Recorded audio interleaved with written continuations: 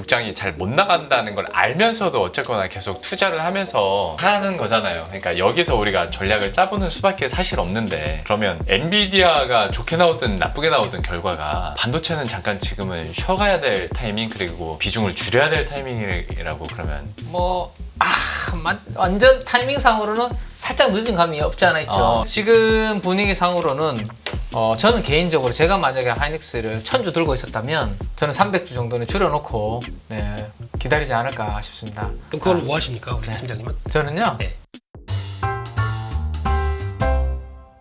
오늘 시장 어떻게 보셨는지 팀장님께서 먼저 한번 정리를 부탁드리겠습니다. 별로였습니다. 표정도 영 별로셨던 것 같네요. 네. 상당히 뭐 불편한 신기는 우리 대표님께서 보여주시지 않을까 보는데, 참 지난주에 이제 우리 큰 이벤트라고 이야기를 나눴던 잭슨홀 미팅이 끝이 났고, 잭슨홀 미팅에서는 금리의 뭐 인하 속도라든지 폭이라든지 이런 부분들에 대해서는 뭐 명확하게 주지는 않았다고 하지만, 그래도 금리 인하를 9월달에 기정사실화하면서 미국의 3대 지수는 1% 이상 상승으로 끝났고, 제 기억으로는 러셀 2000은 3% 이상 강세로 끝이 났습니다. 그래서 아마 주말에 우리도 이제 월요일에는 그래도 조금 반영하겠지. 사실은 저도 뭐 그렇게 생각을 좀 했고, 그래도 좀 따라가야 되지 않을까. 약간이라도, 그죠? 근데 아침에 뭐 어영부영 하다가 쭉 그냥 힘없이 코스닥 1%, 코스피는 2700선을 내주고 마무리가 되어서, 도대체 뭐가 있어야 이제 우리가 올라갈 수 있을까라는 생각도 하게 만들고. 아니, 한편으로는 그래서 결국 파월보다는 젠슨 황인가? 그때까지는 기다려야 되나? 또 했는데도 안 올라가면 그때는 또 약간 자괴감이. 그러니까 그렇죠. 뭐라도 지금 우리가 지푸라기라도 잡아야 되니까, 그래 그러면 이제 잭슨홀은, 그리고 이제 금리 인하에 대한 기대감이 사실은 어느 정도 다들 이제 생각을 하고 있었잖아요. 9월달에 이미 뭐 스스로들은 결정을 했었죠. 뭐 패드워치에서도 보면 25bp냐 50bp냐 그게 문제일 뿐이지 사실은 기정사실화된 부분이기 때문에, 그것 때문이라면 미국은 또 왜 올랐을까 뭐 등등 여러 가지 복잡한 생각들이 오늘 하루 종일 있었던 것 같습니다. 거기에다가 조금 전에 우리 또 앵커님께서 말씀하신 것처럼 뭐 외국인들 매도, 뭐 환율 이런 것들까지 복합적으로 오늘 양시장에 외국인들 한 6천억 정도 뭐 매도가 나온 것 같아요. 특히 그 중심에는 삼성전자와 SK하이닉스가 중심에 있고, 그러면서 뭐 외국인들이 워낙 강세에도 불구하고 관망이 아니라 이렇게 순매도를 한다. 그러면 뭐 시장이 움직이기는 쉽지 않았던 그런 하루였던 것 같고, 업종판으로 간단하게만 요거 추가적으로 조금 더 말씀을 드려보면, 색깔이 오늘 조금 뚜렷했던 하루 아니었나 싶은데요. 기관과 외국인들이 좀 공통적으로 오늘 관심을 보인 섹터는 유틸리티가 일단 눈에 보입니다. 유틸리티 중에서는 요즘 뭐 대왕고래 관련해서 한국가스공사가 최근에 약간 좀 바닥에서 움직이는 부분이 있었는데, 지난주 후반부터는 우리나라 원화가 너무 빨리 떨어지니까 원화 강세가 되니까 한국전력이 갑자기 또 그죠? 부각이 되는.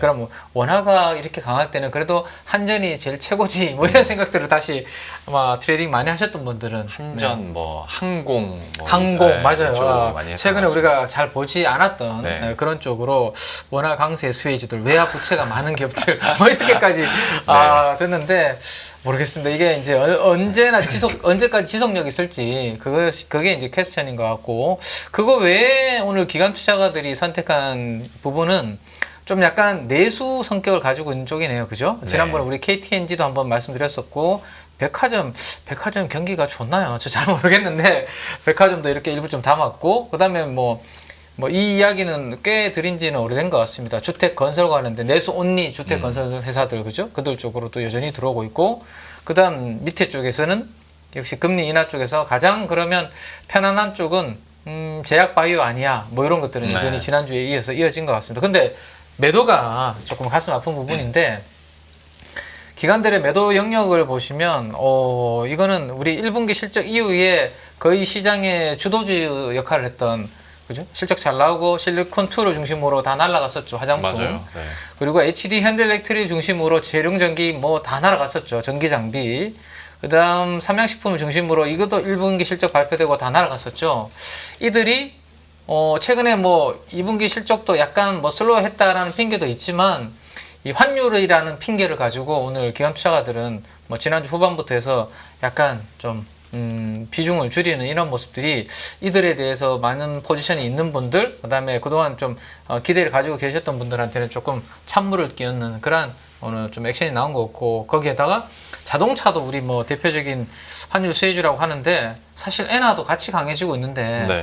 이거는 참 어떤 플레이 측면에서 하고 있는지. 그다음 마지막 외국인들은 오늘 우리 앞에서 말씀드렸던 것처럼 반도체를 저렇게 파니까 전체적으로 시장은 참 움직이기에는 상당히 무겁고, 뭐 내수라든지 이런 원화 강세 일부 좀 움직이는 제약바이오 요 흐름이라서 이 흐름을 잘 타는 분들 아니면 좀 오늘도 참 속상한 그런 하루였던 것 같습니다.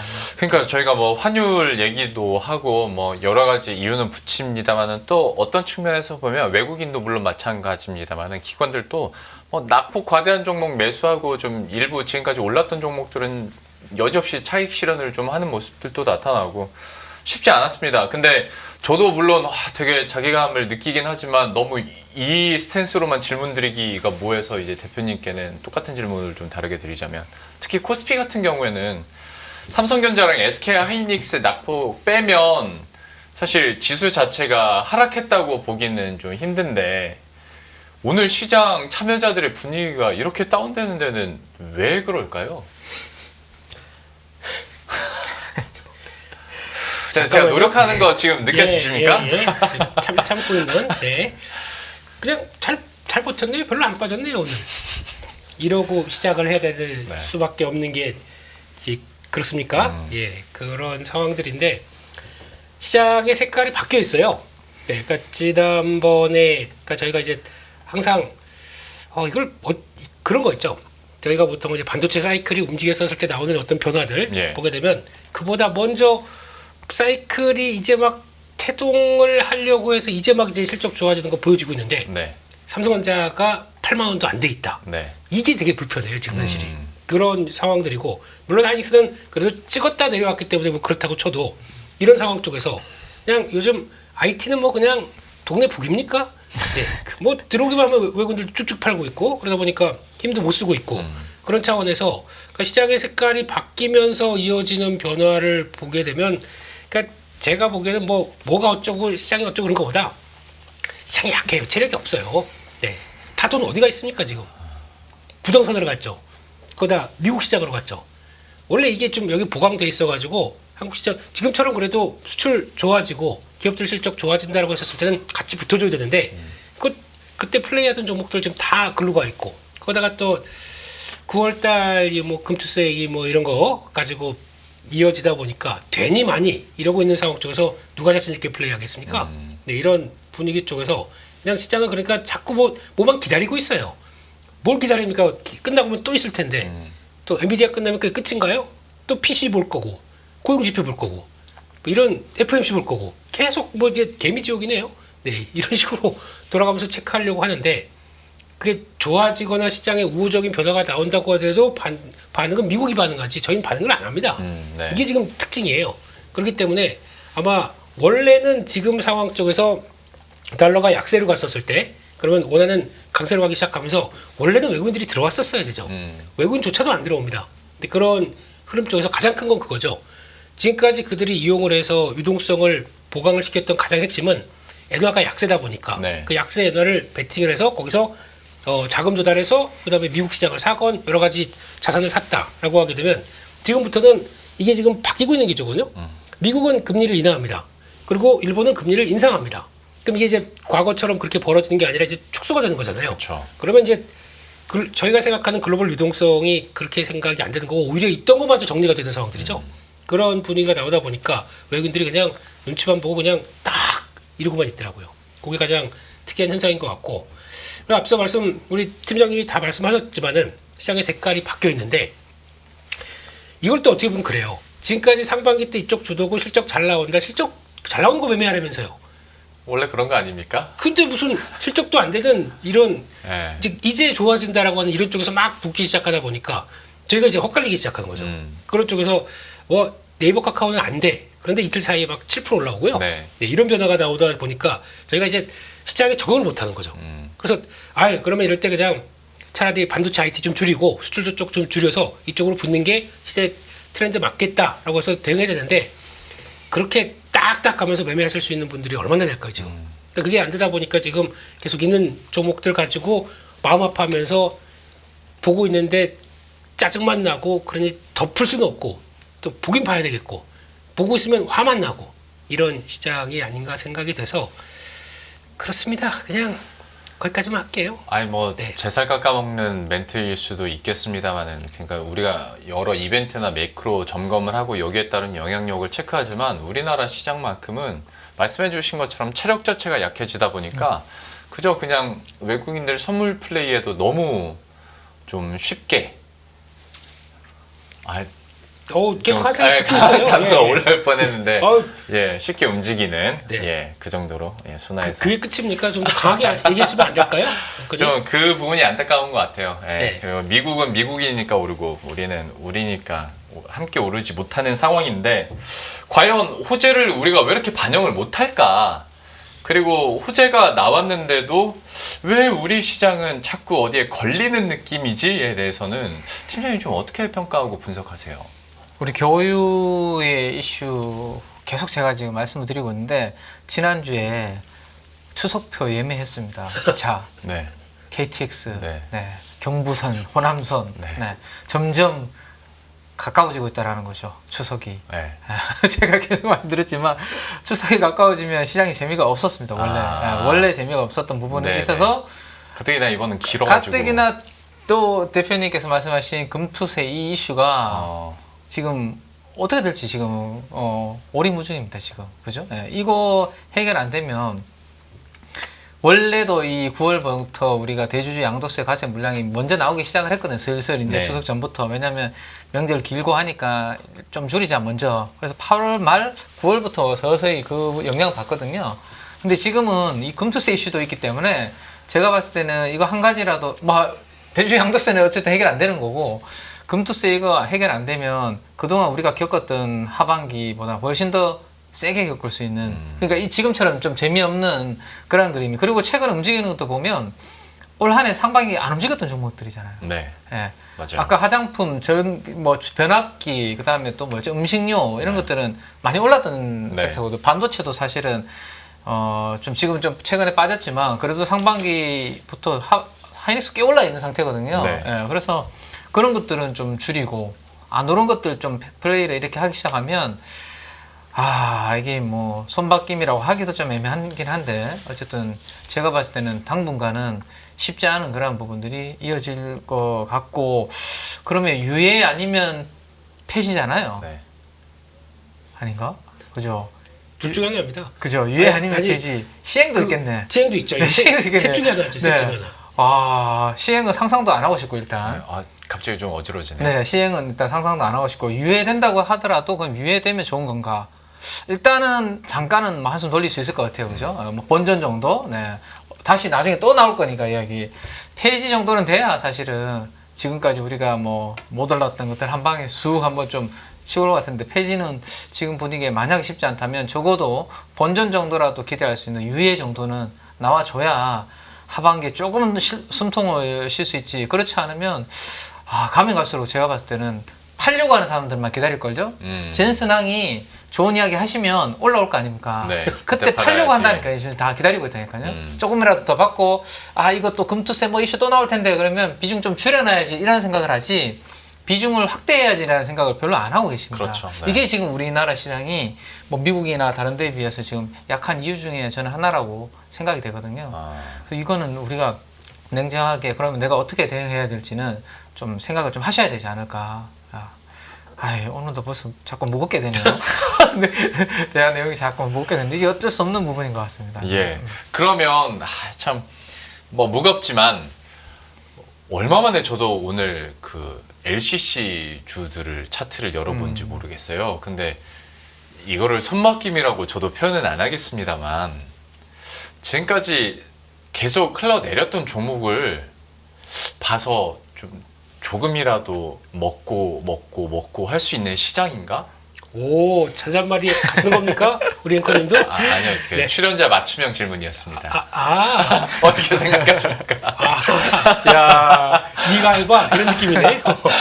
판을 깔아줬으니까 네가 마무리 지어 이런 그렇죠, 쪽으로. 그렇죠. 예. 근데 이게 네. 또 보게 되면은 왜 반도체가 약하고 그 금리나 수혜주가 가는지에 대한 배경은 그거 팔고 일로 가니까 그래요. 또 반대로 네. 만약에 또 그들 마음대로 어느 정도 좀 됐다 그래서 또 이거 생각보다 좀 그런데 그러면 또 이거 팔고 이쪽으로 간다. 네. 그 금리 인하에 대한 변화는 이게 지금 새롭게 나오다 보니까 시장에서 개인들 별로 안 갖고 있을 텐데라는 느낌과 함께 이제 들어오는 거죠. 네. 근데 이게 또 계속 순환이 들어갑니다. 또 어떤 상황이 나오냐면 지금 보면 총 상위 기준으로 볼게요. 그러면은 반도체 있고 예. 2차 전지 있고 코스닥 같은 이제 바이오가 쭉 있죠. 그런 쪽에서 금리 인하라는 잣대를 가지고 움직인다라고 하게 되면 일단 2차 전지는 약간 그래도 성장주 개념이다 보니까 우한 쪽이죠. 네. 바이오는 당연히 요즘 뭐 성과도 빡빡 내고 있으니까 그렇죠. 그쪽으로 가는 게 맞죠. 이거 좀 플레이 하다 보면은 제가 그러면 또 이쪽이 주도주라고 생각해서 또 막 이기만 하고 여기 붙어 있지 않습니까? 어떻게 되냐면 또 스르륵 자금 돌아갑니다. 네. 그럼 갖다 고점에서 쭉 또 밀려요. 그러면 이거 제대로 빠져나오지 못하게 되면 아이고 고점에서 또 밀려있는데 이제 또 반도체래요. 이제 또. 네. 이거 어떻게 대처하냐고요. 어떻게 이거를. 전형적인 그러니까 타이밍 못 맞추고 그냥 쫓아가는 그런 매매잖아요. 그러면. 엇박자 한 두 번 타면요. 네. 계좌 한 40% 날아갑니다. 요즘 같은 장에. 맞아요. 그러니까 이게 제일 문제거든요. 그러니까 그럴 때를 대비해서 지금 차라리 그냥 어차피 근본적인 문제 해결 안 됐지 않습니까? 네. 그렇기 때문에 그냥 줄여놓으셔야 돼요. 줄여놓으시고 그냥 잔잔바리로 들어갔다 나갔다 요거만 해놓으셨다가 네. 근본적인 거 확인된 다음에 그 다음에 어떤 내 계좌가 지금 손해 본 거 아니면 위축된 거를 찾으려고 노력해야지. 이거 가지고 그러니까 지금 기자들이 다 그러실 거예요. 반도체부터 뭐 이거 바이오가 대세라니까 이거 조금 사보고 화장품도 괜찮은 것 같아 조금 사보고 하면 종목들이 주르륵 있지 않습니까? 네. 이게 그러면 내가 그러면 최근에 바이오가 들어가서 바이오가 조금 올라간다고 하더라도 내 계좌들은 나머지 기존에 갖고 있었 것들은 또 빠져버려요. 네. 계좌 전체적으로는 시장이 만약에 플러스가 난다고 하더라도 나머지 섹터들이 만약에 오늘 같은 경우 솔직히 오늘 같은 경우 시장이 버틴 이유는 LG에너지 솔루션 때문에 버텼습니다. 그렇죠. 네. 그렇게 되면은 지수도 안 빠지는 것 같아요. 내 종목들은 다 빠지니까 계좌는 오늘 하루만 뭐 2, 3% 빠졌다. 네. 짜증나는 거죠, 이게. 그렇죠. 그러니까 이게 대응이 안 된다고 하게 되면 줄이셔야 됩니다. 덩치를 줄여놓고 그 다음에 시장에 맞게 그것도 아까 말씀하신 것처럼 여기서 이만큼 이런 식으로 보강시키려고 하든가 아니면 진짜 이거 뭐 변화가 나온 다음에 그 다음에 확인해야지. 그리고 또 한국 시장의 특성은 그렇게 실망하다가 어떤 이슈 때문에 싸지잖아요. 네. 밑으로 확 들어옵니다. 누가요? 매수세가요. 그러니까 수급 주체가 그럴 땐 주로 누구예요? 제가요. 아 개인들. 예. 지난 8월 5일처럼 이제 아니, 이런 때에서는 그러니까 다들 이제 그 선수들은 지금 돈 한 뭐 절반 뭐 3분의 2 빼놓고 기다리고 있어요 지금요. 이런 장에서 내가 뭘 하겠는데? 라고 해서 기다리다가 그런 찬스가 온다 그러면 또 들어와요.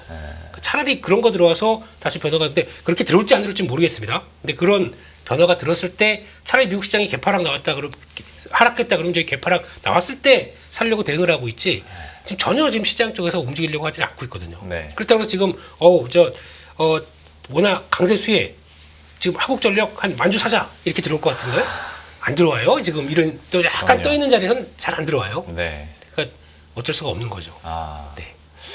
참 슬프긴 한데. 이게 그래서 아까 방금 말씀하신 것처럼 우리가 8월 5일날 하락폭을 거의 회복을 했잖아요. 예. 다는 회복은 못했지만 네네. 거의 바닥에서 거의 다 했죠, 61.8%를 회복을 했다라고 이야기를 지난주에도 나눴었는데 젠순왕이 잘 이야기를 해줘서 시장이 또 올라오면 그때 선택을 이제는 하셔야 됩니다. 제가 봤을 때는 하반기에 이거 어쨌든 유예가 안 되면 유예되거나 폐지되거나 이 둘 중에 하나로 간다라면 내 포지션이 지금 주식 비중이 많다. 거의 현금 없이 풀이다. 그러면 결국에는 어려워지는 시장으로 가기 때문에 그렇게 기회 줬을 때 말씀하신 것처럼 현금 비중을 좀 늘려놓을 건지 그때 또 올라왔다고 좋다고 이렇게 계좌 보시면서 가만히 계실 건지 예. 왜냐면 해결 안 된 거잖아요. 뭐 다음 주 사실은 28일이니까 이번 주구나. 이번 주에. 네. 이번 주까지 해결이 되면 포지션 유지하고 가면 되는데 그 이슈가 해결이 안 되면 이번에 만약에 젠순항으로 해서 시장이 한번 반도체 중심으로 또 떠준다면 그때 냉정하게 고민을 해보셔야 된다는 거죠. 내 비중을 좀 줄여놓을 건지 그리고 이게 하반기까지 간다라면 적어도 이게 이슈가 끝날 때 내가 가든지 아니면 진짜 많이 빠졌을 때 뭔가 먹을 룸이 보일 때 들어가든지 그죠? 아니면 뭐 11월 달이나 거의 뒤로 가서 연말에 들어가든지 그런 부분들. 네. 그러니까 이게 방송을 하고 있는 입장이고, 그다음에 저 같은 경우는 사실은 증권사 직원의 입장으로서 예. C라고 말씀드리기는 참 이게 좀 이해상충이. 그렇죠. 힘든 부분이 있는데 냉정하게 보면 사실은 그게 만약에 고수분이 아니라 좀 초보자분들이라면 그게 맞거든요. 이거 맞아요. 끝나지도 않은데 이거 가지고 지금 시장은 점점 안 좋아질 텐데 여기서 벌려고 여기 갔다 엇박자 타다가는 녹아내리기 순식간에 쉬운. 네, 맞아요. 차라리 만들어 놓고 조금 기다리고 그게 더 나을 수도, 아니면 훅 빠졌을 때 다 들어가든지 뭐 그게 좀 필요하지 않나 싶네요. 그냥 미국 가시죠? 뭐 결론은. 그렇죠. 너무 복잡해지죠, 그죠? 미국 가죠, 이게 복잡해지는 거예요. 네. 국내는. 예, 저희 다 고민이. 떠나보죠 한번. 어떻게 되나 시장이. 죄송합니다. 네. 그럼 누가 우리 프로그램을 보겠습니까? 그럼 이제 영어로 하는 거죠. 저희 미국 시장 하면서 이제 CNBC처럼. 그럼 CNBC를 보겠죠. 아 그러네요. 서툰 영어 했어도 되고. 아니 근데 그러니까 미국 시장이 호재를 받아들이고 우리가 상대적으로 국장이 잘 못 나간다는 걸 알면서도 어쨌거나 계속 투자를 하면서 국장을 하는 거잖아요. 그러니까 여기서 우리가 전략을 짜보는 수밖에 사실 없는데, 앞에서 얘기해 주신 것처럼 그러면 엔비디아가 좋게 나오든 나쁘게 나오든 결과가 반도체는 잠깐 지금은 쉬어가야 될 타이밍, 그리고 그 비중을 줄여야 될 타이밍이라고 그러면 팀장님께서는 지금 생각을 하시는 거죠? 원래 좀 줄여 놓는 게 맞고, 네, 지금 사실은 뭐 완전 타이밍상으로는 살짝 늦은 감이 없지 않아 있죠. 사실은 네네. 지난주 정도, 왜냐하면 하이닉스도 20만 원 터치했었고, 네네. 그죠? 네, 삼성전자도 터치했고, 뭐 하락폭 대비해서 좀 회복했은 그 타이밍이 딱 좋은 타이밍이었고, 그 부분에 이제 고민이 필요하다라는 말씀들을 이제 지난주에 드렸던 거고, 사실 오늘처럼 이렇게 또 하이닉스 같은 경우는 3% 밑으로 툭 빠져버리니까, 이거 또 여기서 줄이기는 되게 이제 심적으로 맞아요. 속상하죠, 사실은. 네. 근데 지금 분위기상으로는 저는 개인적으로 제가 만약에 하이닉스를 1000주 들고 있었다면, 와 부자시네요. 예를 들어서 예. 네, 예를 들어서 1000주를 만약에 들고 있었다면 저는 300주 정도는 줄여놓고 기다리지 않을까 싶습니다. 그럼 그걸로 뭐 하십니까, 우리 팀장님은? 저는요, 네. 금 살 거거든요. 지금도 금을 저는 삽니까? 오늘 이야기 시간이 되면 이제 금이나 은 이야기를 좀 드리려고 했는데, 네. 저는 원자재 쪽을 오히려 지금 당연히 올라있죠. 2,500달러 가 있고, 네. 은도 지금 최근에 다시 조금 올라오고 있는데, 오히려 그런 쪽 좀 줄이면 그거는 저는 원자재 쪽을 차라리 일부 좀 사놓고 이 시장 가는 게 더 제 개인적으로는 거기에 많이 이제 오리엔티돼 있다면 조금 분산하는 게 저한테는 맞는 것 같거든요. 그래서 반도체가 지금 이제 지난번에 말씀드렸던 것처럼 이슈가 많아요. 네. 그냥 머리가 복잡하다라는 거죠. 이거 여기에서 젠슨왕이 이야기해주고 하면 올라오면 과연 이거 이대로 갈 거냐, 아니면 이때 또 좀 팔아야 되냐, 그 레거시의 사이클은 그러면 언제까지 가느냐.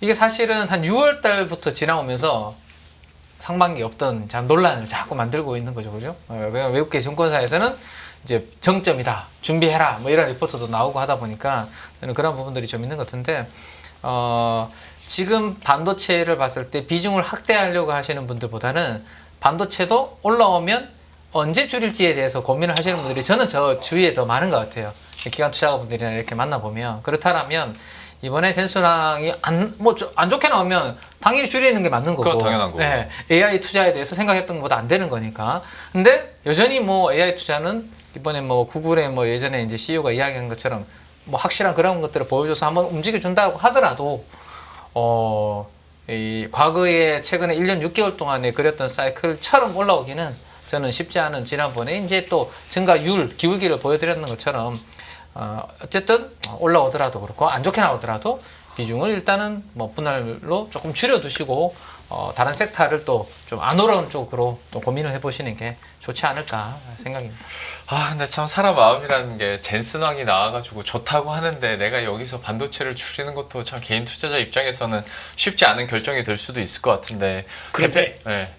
그게 저희가 지금 이런 얘기만 하고 있지 않습니까? 네네. 기회 되면 팔고 이런 쪽으로만 얘기를 하고 있는데 네. 언젠가 변화 들어옵니다. 왜냐하면은 자본시장에서 네. 다 알고 있을 거예요. 저 나라가 저력은 있는 나라고, 실적이나 이런 거 봤을 때 저력은 있는 나라인데 저럴 수밖에 없는 이유를 그들도 알고 있을 거 아닙니까? 다 영어로는 네. 해석해서 알고 있겠죠. 그런 쪽에서 이 기본으로 들어가 볼게요. 달러가 약세로 갔었을 때 폭이 나오기 시작하게 되면 그를 기반으로 해서 원자재, 신흥시장 이런 쪽에 대한 기회 요인들은 맞습니다. 오늘도 달러 약세였는데. 그렇죠. 맞는데 네. 왜 못 들어오는지에 대한 흐름들이 있는 거 아닙니까? 그 걸림돌 예. 이게 제거되는 것만 보고 그리고 거기다가 가장 핵심이 그거잖아요. 신흥국 쪽에서 인도는 들어오는데 왜 중국은 안 들어옵니까? 이게 가장 큰 차이죠. 그러면 그런 재편되는 과정이 나와 있고 재편되는 과정 쪽에서 또 하나의 축인 중국을 계속 압박하는 요인들이 많이 나오지 않습니까? 네. 그럼 거기에 어느 정도 가이드라인이 맞춰지는 대선 끝나고 뭐 그런 쪽에서 그다음에 제일 중요한 거는 제가 보기엔 자꾸 일본 얘기 들어서 죄송한데 연결될 수밖에 없어요 이게. 그렇죠. 그래서 지금 만약에 달러가 약한데 엔화가 그러니까 엔화가 강세로 가는 기조가 완만하게만 들어오는 게 저희가 알기 시작하게 되면 네. 외국인들 들어옵니다. 그때부터 들어올 거예요. 그러니까 더 이상 이게 크게 압박이 될 요인들이 없겠구나 생각하고 특히 여기서 만약에 B컷이 되게 되면 제일 위험한 게 뭔지 아십니까? 엔캐리 때문에 그래요. 아, 그렇죠. 이게 그럼 급격하게 붙어버리니까. 네. 축소가 되는 과정이거든요. 네. 그렇게 되면은 오히려 외국인들 수급이 더 안 좋아집니다. 네네. 이거 미국 시장은 좋을 수 있겠죠. 근데 그걸 바라보는 아닌 다른 시장들은 더 안 좋아질 수 있거든요. 그렇죠. 예. 그런 관점 쪽에서 물론 이게 뭐 금리가 빠르게 내려가서 경기가 안 좋기 때문에 그러네라고 하는 얘기가 나올 수는 있겠는데 구조적으로는 지금 그게 아니거든요. 벌써 한 10년 넘게 이어왔던 이런 글로벌 시장의 자금들이 그렇게 바라보고 있으니까 한국에 안 들어오는 거죠. 근데 이런 게 어느 정도만 마무리되기 시작한다 그러면은 제가 외국인이라면 제가 톰이라면 톰 아니 제리구나. 예. 그러면 준비할 것 같아요. 슬슬. 근데 그럴 때는 아마 아무 변화 없다가 갑자기 어차피 한국 시장 사게 되면 뭘 사야 됩니까? 반도체 사거든요. 네. 그럼 그런 또 뉘앙스가 펼쳐지면서 갑자기 어느 순간 쫙 올라올 수도 있습니다. 근데 그거는 저희가 이것저것 안 따지고 외국인들 들어오는 것만 보면 돼요. 외국인들 현물 매수만. 그거 안 들어오는 입장 쪽에서 계속 보고만 있으면은 속 타고 마음 아프고 그렇긴 하는데 언젠간 될 것 같습니다. 근데 그거는 시간이 좀 필요해서 뭐 지금 나오는 여러 가지 이슈들 다 끝나야 네. 어느 정도 정리가 돼야 될 것 같거든요. 그렇기 때문에 기다려야죠. 제일 잘하는 게 뭡니까? 기다리는 거죠. 네? 아니 그러니까 보면 미국, 일본, 우리나라 생각해 보면 지금은 어떤 패가 나오더라도 우리 시장에는 불리하게 작용할 수 있는 가능성이 너무 농후하다 보니까 맞습니다.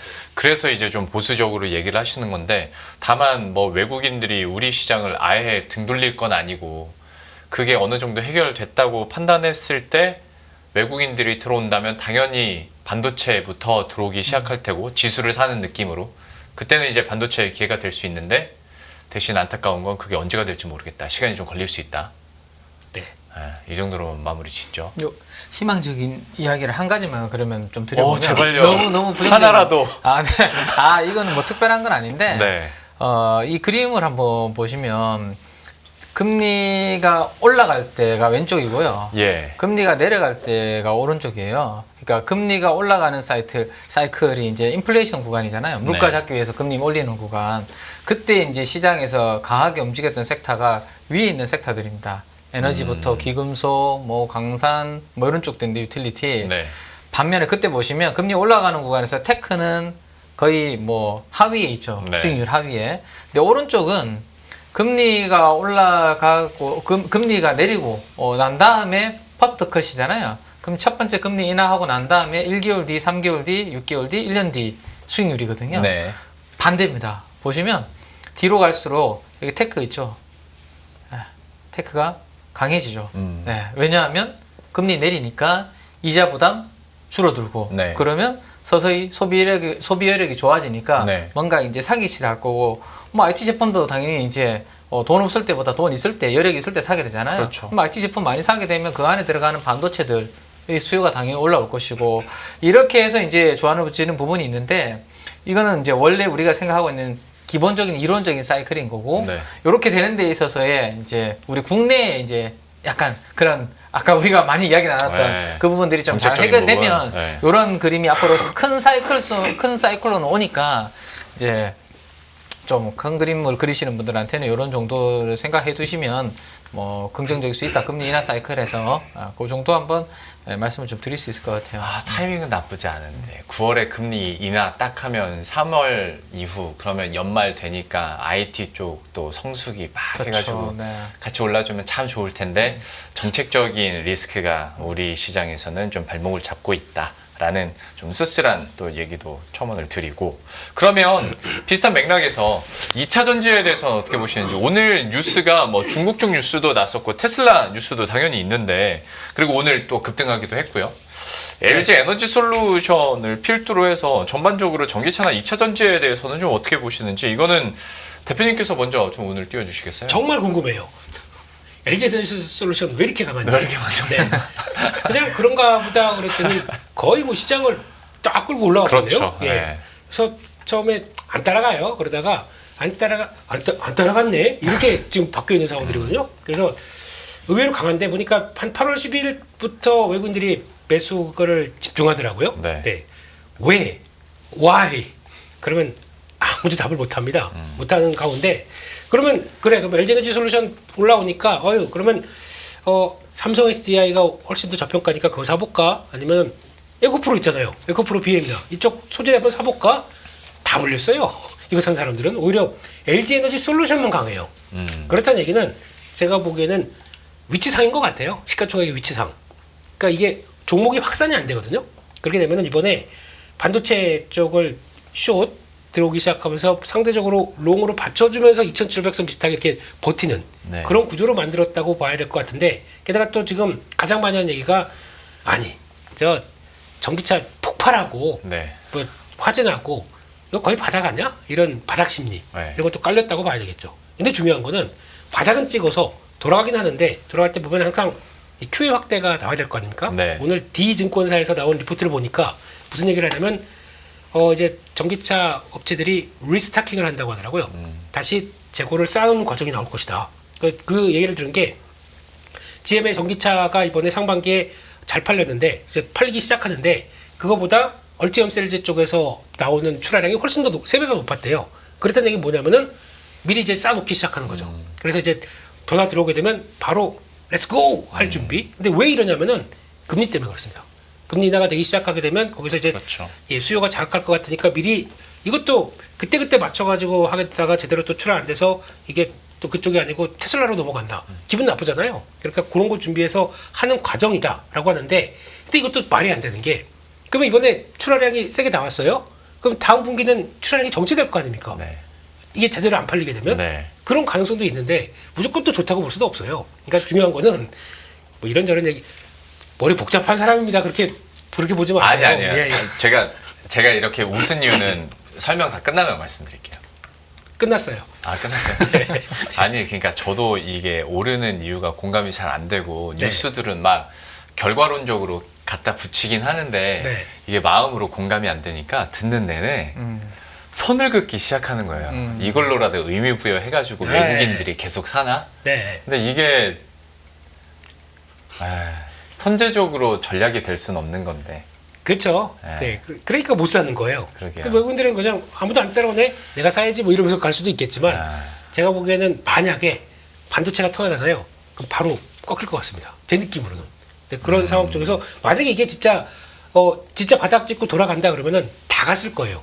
이차전지 관련된 섹터들이. 근데 LG에너지 솔루션만 유독 강하다. 그런 거에 대한 이유를 제가 못 찾다 보니까, 그러면 이제 핵심은 그거죠. 바닥 찍었고 네. 그럼 이제 돌아간다. 캐즘 끝났다라고 하는 신호들이 보여야 될 거 아닙니까? 그게 아직 안 나오기 때문에 확신이 없는 거죠. 그래서 확신이 없을 땐 그냥 안 하면 되지, 안 사면 되는 거 아닙니까 저희가. 네. 네. 그러니까 계속 하겠죠. 예? 네. 그래서 이런 쪽으로 나오는데 몇 가지 얘기를 잠깐 보게 되면은 중국 쪽 얘기입니다. 중국 쪽은 지금 전기차 침투율이 50%대까지 들어왔습니다. 그러니까 이제 난리 났어요. 여기들은 이제 출혈 경쟁하고. 근데 140여 종의 자동차들이 가격 인하를 시작을 합니다. 보니까 지금 중국에는 70개 이상의 신에너지차 브랜드가 있대요. 네. 와, 그리고 그러니까 자동차 메이커들입니다. 회사들. 네. 3,000종 이상의 신에너지차가 전기차가 전기차, 수소차, 하이브리드 다 합쳐가지고 3,000종이 있다. 와, 이러면 이러면 여기도 쉽지 않겠네요, 이제. 거기는 이제 거기서 번호판이 좀 다르겠죠? 네. 네. 근데 그거 보고 그냥 저기 전기차가 아닌지 만지 아. 이거 판단하겠네요. 이런 상황 쪽에서 지금 여기서 이제 중요한 거는 출혈 경쟁이 시작한다 그러면 저희 아는 치킨 게임이죠. 그들끼리는 그렇죠. 밖으로 나와야 됩니다. 유럽 못 가요. 관세 때려놨고 북미는 당연히 어딜 이러고 그렇죠. 있으니까 안쪽에서 막 얘기하다가 막 되다가 그나마 갈 수 있는 데가 좀 있네요. 동남아 이런 식으로 막 또 삐짓고 들어가는데 조금 거기 들어가는 비용들 다 커버하려면은 지금이라도 어느 정도 성과가 나와야 될 거 아닙니까? 이번에 샤오미를 보게 되면 샤오미 2분기 전체 그 전기차 쪽에서 매출은 많이 늘었어요. 좋아지고 있습니다. 근데 많이 늘어서 좋다고 하는데 전체 매출이 7%밖에 안 돼요. 근데 전기차 사업도 GPM으로 따지게 되면 15% 나왔대요. 근데 이거 테슬라가 18.5%니까 뭐 다른 업체보다는 잘 나왔다고 보는데 하지만 손실은 18억 위안. 이게 무슨 얘기냐면은 매출하고 이제 성장하는 게 보여요. 네. 그 L7이었나 G7이었나 뭐 그 스포츠카처럼 생긴 그 네. 샤오미카 팔리긴 하는데 거기 들어가서 대당 우리나라 돈으로 1,000만 원씩 손해를 해요. 이거 아직까지 잡히고 있는 거죠. 개발 비용 아직 제대로 못 떨고, 그러니까 레버리지 효과를 충분히 더 나오기 하기 위해선 올라와야 됩니다. 근데 그렇게 경쟁이 심한데 이게 될까요? 그렇기 때문에 아직까지는 지금 적자 폭이 큰 상황 쪽에서 그럼 결국엔 그거밖에 없습니다. 조만간 중국은 그 춘추 전국 시대에서 난립하다가 이게 또 누가 송나라인가요? 까먹었습니다. 예, 딱 또 쥐고 이렇게 정리를 쫙 하고 이런 식으로 나오게 되면 M&A 본격화될 거고 또 기술 개발이 더 이어가야 되는데 다 난립해서 아직 돈을 못 번다 그러면 기술 개발이 될 수가 있을까요? 또 충분히 뭘 벌고 있는데 네네. 그러다 보니까 그런 게 지금 보여지고 있다는 것들 그런 게 아무래도 이게 전기차에 대해서 표현 확대가 계속 되는 거냐 이것도 아직은 모르는 거죠. 이게 나중에 2030년 뒤에 가게 되면 미국도 이제 뭐 한 30%대 올라오고 그렇게 되면 그런 식으로 또 갈 거를 예상했었는데 지금 먼저 캐즘이 먼저 들어오다 보니까 예. 고민스러운 거죠 지금요. 아. 그런데 오늘 보니까 번스타인에서 삼성 SDI, LG에너지 솔루션, CATL을 투자 비중 확대가 나왔습니다. 네. 이거 미리 알고 산 건가요? 근데 최소 50% 이상 상승 잠재력이 있다라고 얘기를 하네요. 근데 여기서 포인트를 맞춘 게 저희가 알고 있는 전기차 쪽에 그냥 승용이 아니라 상업용 그래가지고 상용차 이쪽 관련된 쪽에서 배터리 수요가 지금보다 훨씬 더 클 것이다 이렇게 얘기를 하더라고요. 그래서 현재는 지금 5% 수준밖에 안 된대요. 근데 이게 그러니까 즉 사이버 트럭부터 세미 트럭 이거 얘기하는 거죠. 테슬라로 보게 되면 그거는 당연히 솔직히 그렇지 않습니까? 지금 북미 LA에서 저기 워싱턴까지 간다. 이거 막 며칠 걸리잖아요. 네. 사람이 안 가고 무인 차로 이렇게 쭉 가기 시작한다. 이렇게 되면은 더 이런 상황 쪽에서 그럼 전기차로 가야 되겠죠? 그런 어떤 앞으로의 변화를 본다 그러면 그때 다 들어갈 게 배터리 아니겠느냐. 뭐 이런 쪽의 내용 같아요. 그러다 보니까 지금 그 올해는 70% 성장했고 앞으로 성장률은 이쪽이 가장 클 것이다라고 보고 있거든요. 근데 지금 그렇게 해놓고 LFP를 얘기를 해요. 뭡니까 이게? 그러니까 일단은 LFP 쪽으로 경량 상용차가 더 먼저 나올 거기 때문에 가장 선호하는 거는 CATL이다 이렇게 나오더라고요. 그 정도만 하겠습니다. 네, 그래서 좀 먼 얘기 같고 빌드업하고 결론이 안 맞는 거 아닙니까 그러면? 그러니까요. 그러니까 네. 이거는 이런 뉴스도 있고 저런 뉴스도 있는데 그래서 왜 LG에너지 솔루션 네. 이런 느낌입니다. 이게 뭐 팀장님께도 뭐 짧게 뭐 LG 에너지 솔루션과 2차 전지에 대해서 투자 의견 좀 짧게 들어볼 텐데 사실 네. 우리나라 입장에서 금리를 인하한다는데 2차 전지를 놓고 가라고 하는 것도 사실 평시라면 약간 갸우뚱할 수 있는 문제인데 지금 상황에서는 2차 전지에 대해서 어떻게 보세요? 네, 일단 뭐 LG 에너지 솔루션은 지금 공매도 잔고 비율 보니까 꾸준하게 이렇게 감소하는 모습이 좀 나오네요. 그래서 뭐 이런 부분들은 수급적인 이슈들로 참고를 하시면 될 것 같고 저는 이제 궁극적으로 결국에는 이게 해결이 좀 돼야지 전기차에 대한 수요가 좀 좋아지지 않을까라는 생각입니다. 이거 우리나라뿐만 아니라 중국과 미국도 이런 부분들이 앞으로 좀 심각한 문제로 받아들일 경우에는 어쨌든 뭐 안전, 화재에 관련된 안전한 이제 솔루션을 갖춰야 하지만 저는 제대로 된 전기차의 수요가 물론 이제 금리 떨어지고 이러한 부분에 대한 기대치가 움직일 수는 있겠지만 화재 솔루션이 해결 안 되면 전기차가 잘 팔릴 수 있을까 이런 퀘스천은 계속 아마 좀 달고 가지 않을까라는 생각에서 하나 좀 그냥 짧게 이거 한번 말씀을 드려보면 최근에 왜 지정학적 리스크, 뭐 금리, 달러 약세 이런 걸로 인해서 금은 뭐 움직이잖아요. 네. 일단 미국 국채 팔고 금 사고 있다 이런 이야기도 나오고. 근데 사실 은이 지금 보시면 이 태양광에서 은이 많이 들어가고요. 이 전기차에도 은이 많이 들어가요. 근데 이게 지금 앞으로 이렇게 더 증가할 것으로 지금 전망이 나오고 있거든요. 이게 이제 은이 다른 금속 대비해서 전도성이 가장 강한 금속 중에 하나입니다. 그래서 태양광이나 전기차 관련된 부분이 좋은데 이게 이제 주말에 나온 기사입니다. 삼성의 EV 배터리, 그러니까 뉴 EV 배터리잖아요. 전고체 배터리가 앞으로 은의 강세론자들한테 더욱더 힘을 실어줄 거다.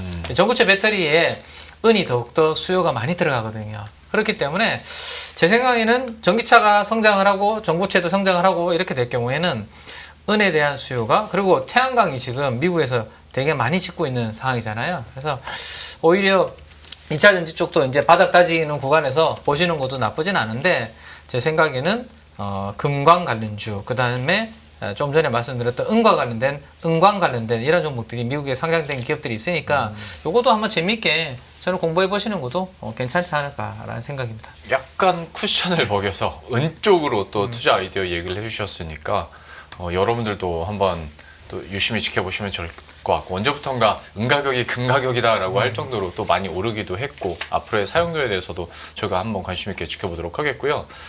역시 금리 인하기 맥락에서 하나 더 여쭤보자면, 바이오주에 대해서는 좀 어떻게 해야 될 것인가. 물론 바이오주는 특히 좀 개별 대응을 해야 되는 것도 맞긴 합니다만은, 섹터 측면에서 봤을 때 팀장님 어떤 의견 가지고 계세요?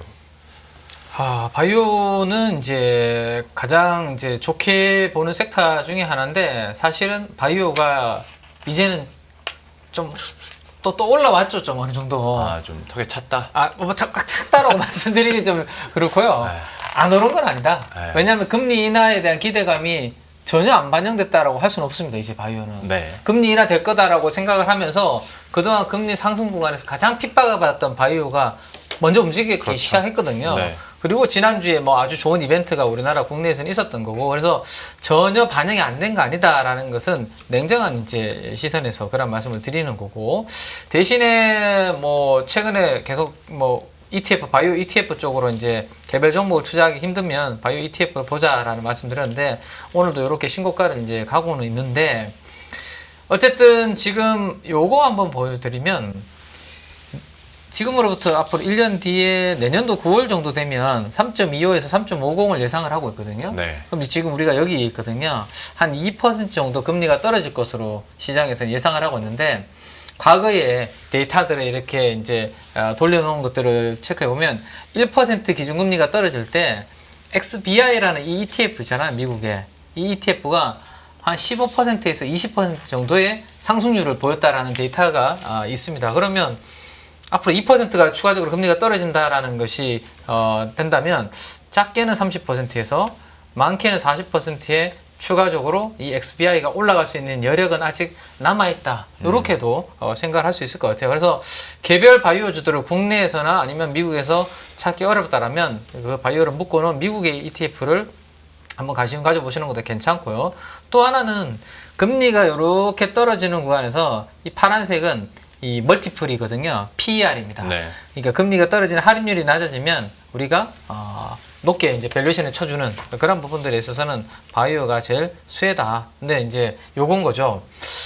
금리 떨어질 때 아마 앞으로 내년도까지 해서 계속 빅파마들이 M&A를 많이 할 거다라는 거고, 올해 1분기만 보더라도 직전 3년에 보다 훨씬 더 M&A 건수가 증가하는 모습들이 나타나기 시작했다라는 거고, 또 하나는 이렇게 해야 되는 이유가 빅파마들이 2030년까지 특허가 만료되는 부분들이 많이 있다. 특히나 암젠 같은 경우는 매출의 거의 60% 70%가 이제 조만간에 특허 만료가 된다. 그러면 그 전에 먹거리를 찾아놔야 되잖아요. 그쵸. 그러면 기술을 사오거나 라이센스 인이라고 하죠. 아니면 M&A를 해서 뭔가 새로운 것을, 성장 동력을 만들어야 되는 게 이 빅파마들의 과제다 라고 보시면 될 것 같습니다. 그래서 이런 부분들로 전체적으로 그러면 따져보면, 결국에는 오른쪽에 있는 이 그림들로 제약바이오의 모멘텀은 미국도 그렇고 우리도 그렇고 괜찮은 그러한 그림으로 좀 가지 않을까라는 기대감이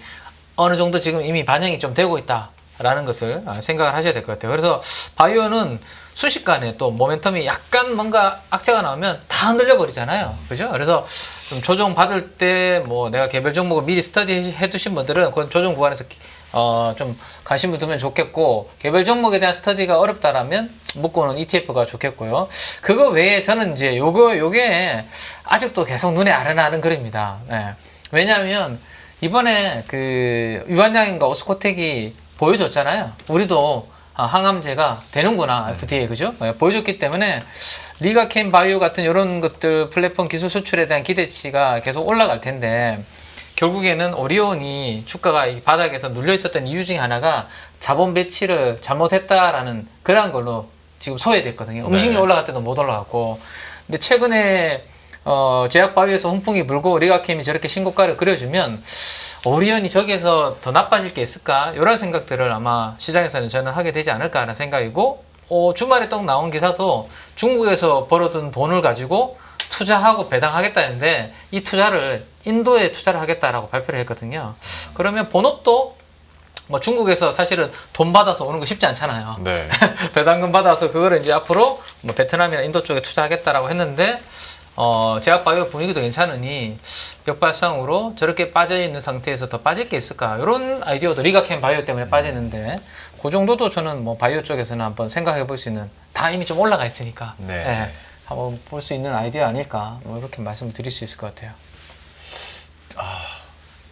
좀 다른 얘기긴 한데 네. 마지막 스토리가, 그러면 지금 오늘 장에서 특히 뭐 환율 하락 수혜주들 많이 이렇게 반응을 했잖아요. 네. 이 이슈로도 엮어서 좀 추가 투자가 가능한 시기인 거예요, 지금? 우리나라 말씀하시는 거예요? 네네네. 우리나라 종목들. 저는 그 결이랑은 또 다릅니까? 사실은 우리나라 원화 강세가, 저는 이거 언제까지 지속될지 잘 모르겠어요, 사실은.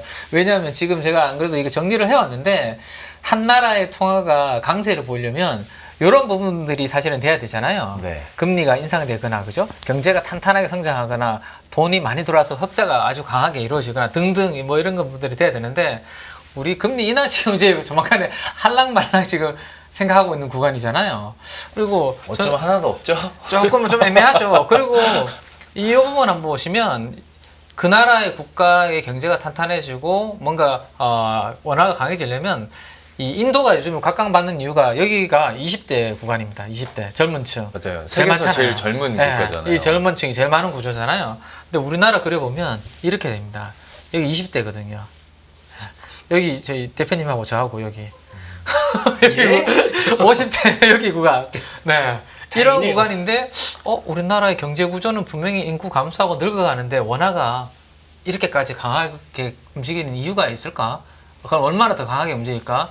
이런 거를 생각해 보면 모르겠습니다. 이게 달러 약세로 인한 상대적인 지금 강세 구간 아닌가요? 이 제가 봤을 때 그렇죠. 달러 약세되면서 우리나라 경제나 뭐나 인구 구조가 아주 좋고 탄탄해서 이게 원화 강세가 아니라, 저는 달러의 빠른 약세로 인한 지금 강세, 상대적인 강세라고 생각되거든요. 그러면 우리 원화 강세로 플레이하는 부분들은 좀 단기적인 플레이가 되지 않을까, 이렇게 말씀 좀 드릴 수 있을 것 같아요. 너무 추세적인 그런 부분보다는. 알겠습니다. 마지막 질문, 투자 전략, 이제 대표님께 무려 저희 코너에서 상상할 수 없는 2분이나 드리겠습니다. 네? 그 현 시점에서 그러면 투자 전략을 어떻게 짜야 될 것인가. 그러니까 제가 여러 섹터를 돌아가면서 다 말을 해도 항상 그 이제 찝찝함과 약간 불안함이 남으면서 끝납니다. 지금으로서 우리 개인 투자자분들께 어떤 전략이 가장 유효할지 좀 얘기를 해주시겠어요? 덮으세요. 그럼 이런 거 말고요. 네. 네. 덮는 거 말고. 덮는 거 말고. 근데 네. 이게 지금 그러니까 지금 또 보이면은 살아나는 섹터들이 좀 나오잖아요. 네. 이거 말고 그런 쪽으로 쫓아가지 마세요. 바이오 지금 된다고 또 다 그러잖아요. 오늘 특히 좀 심했던 것 같아요. 그런. 네. 이거밖에 대안이 아닌 것 같고 이거밖에 안 되겠다 그러잖아요. 네. 쫓아갈 자리가 아닙니다. 지금 들어갔다가 또 저희 또 이거 된다고 그랬었는데 아니 여기까지 또 밀려. 근데 바이오는 밀릴 때 보면은 한순간에 밀리거든요. 네. 그렇기 때문에 그냥 좀 또 어차피 다 또 올라가는 섹터 가지고 저희가 얘기할 수밖에, 이슈를 만들 수밖에 없기 때문에 그렇게 말씀드린다고 하더라도 신규를 저기 사서 뭐 어떻게 여기서부터 더 지금부터 한 20% 먹고 팔아야지라고 뭐 순간적으로 찍을 수 있습니다. 근데 제대로 될 만한 상황들이 아니기 때문에 그런 거 한번 보셨으면 좋겠고, 아까 또 팀장님 말씀하셨던 것 중에서 오리온하고 리가켄 바이오가 네. IR이 들어갑니다. 예전 같으면 리가캠 혼자 했었는데 같이 하네요. 손잡고. 왜 그렇게 할까? 그러니까 같이 가서 신뢰를 보이는 거죠. 또 해외 투자하시는 분들한테도 뒤에 오라이온 있다 이러면서 또 예, 여기 있다 이러면서 또 데리고 다니기 시작하게 되면 뭔가 신뢰도가 더 올라갈 수 있겠죠. 근데 그거보다 더 중요한 신뢰도는 최근에 나오는 ADC 쪽에서 뭐 하나 또 탁 터트리면 됩니다. 지금까지 계속 두루룩 하고 한 2년 동안 가장 많이 라이센싱 한 쪽이거든요. 그러니까 이번에도 또 뭐 하나만 탁 해주면은 그 바로 뒤에서 오리온이 있다 이러면 훨씬 좋아지거든요. 그렇기 때문에 성과가 중요한 거 그거 한번 보시면서 보셨으면 좋겠고요. 나머지는 그냥 네. 그러니까 한국 증시의 특성을 좀 아셔야 돼요. 시간 다 됐죠? 계속 갈 겁니다. 한국 증시의 특성은 이제 개인 채널에서 이어가시기 바라고요. 알겠습니다. 시간 관계상 여기까지 듣고 마무리 지어야 될 것 같은데 지금으로서는 섣부르게 움직이지 말자라는 메시지는 꼭 받아가시길 바라겠고요. 함께 인사드리면서 마치도록 하겠습니다. 레몬리서치 김민수 대표, KB증권 프라임클럽의 민재기 팀장과 함께 했고요. 저희들도 여기서 인사드리도록 하겠습니다. 시청해주신 여러분 고맙습니다.